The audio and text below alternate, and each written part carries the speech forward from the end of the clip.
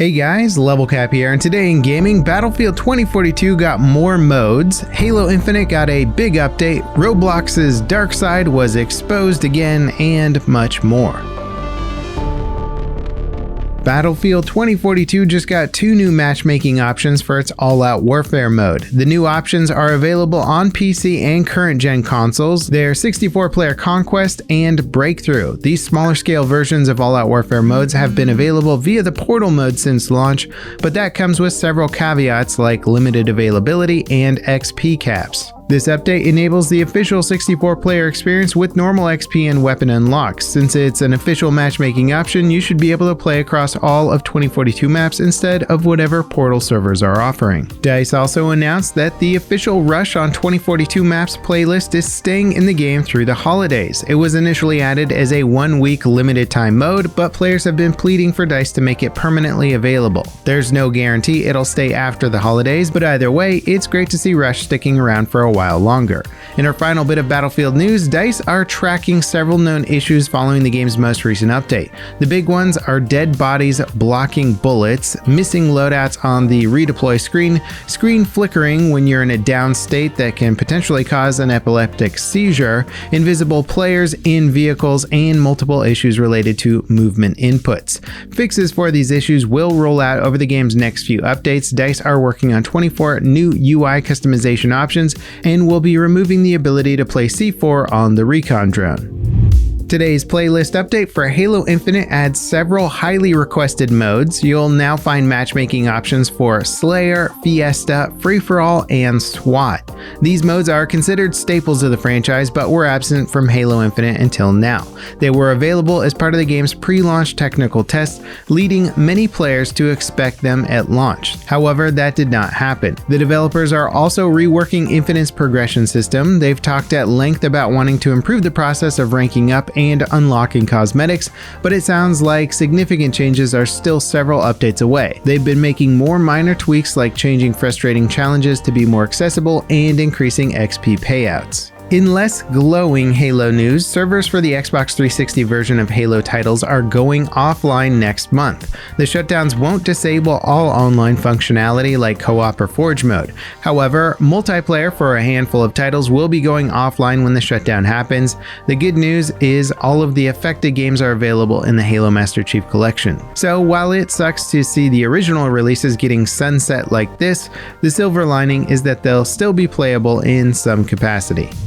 The Roblox exploitation rabbit hole just got deeper thanks to continuing reporting by the YouTube channel People Make Games.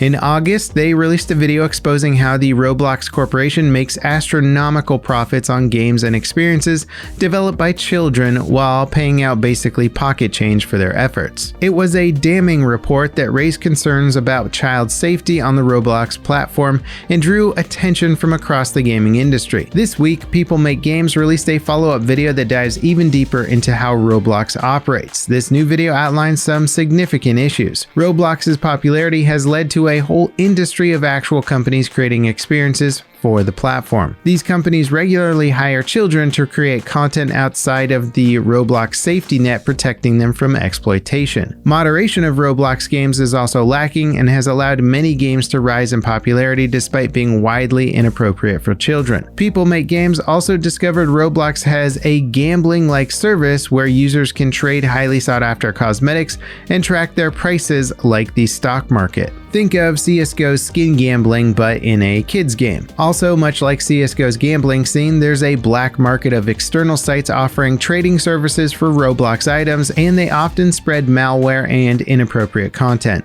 Roblox's response to most of these claims was either that they take the issue seriously or we can't police third-party platforms. It's unclear what the fallout from People Make Games' new video will be. The first video caused a huge stir and forced Roblox to change their creator advertising. But this new video is much more concerning, and it's clear these issues extend way beyond removing some poorly worded ads from the platform's official website. Bungie CEO Pete Parsons released an apology to employees and fans of the studio following a report by IGN with interviews from 26 former and current workers at the studio. They described a workplace rife with crunch, toxic leadership, harassment, and other concerns.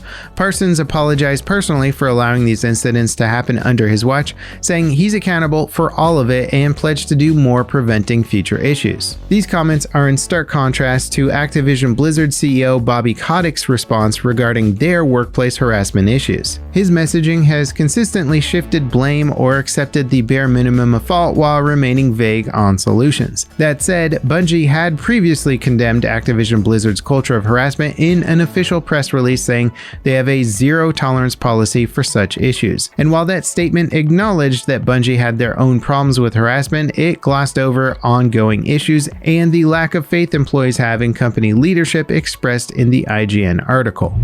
Ongoing silicon chip shortages have reportedly forced Nvidia to postpone new variants of their existing 30 series GPUs. The 3070 Ti 16GB and the RTX 3080 12GB were allegedly getting revealed this week, but have since been put on hold because Nvidia can't source enough parts for them. The news is bittersweet, but not unexpected. Supply issues will affect the tech industry well into next year, based on industry reports.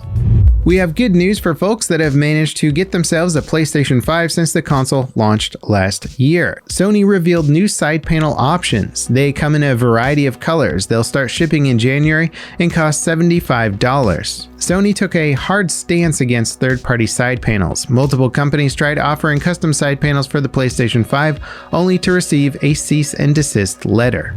Leaker Tom Henderson claims Rockstar pulled a Bully 2 announcement from the Games Awards to be revealed at a later date.